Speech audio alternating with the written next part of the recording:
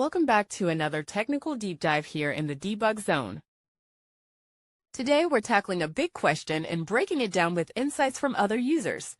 Hopefully this clears up some misconceptions and helps you get the answer you need.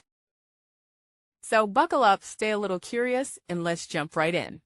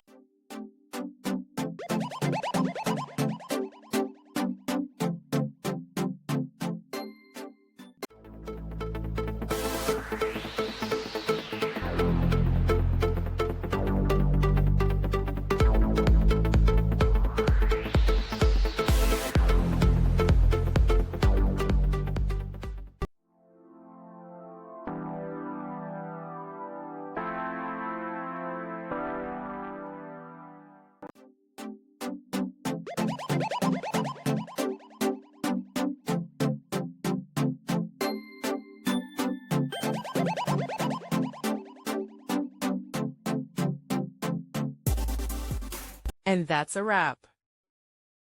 I hope you found the answer you were looking for. If you did, take a second to hit that subscribe button. It really helps out. And let me know in the comments which solution worked best for you. See you next time in the debug zone.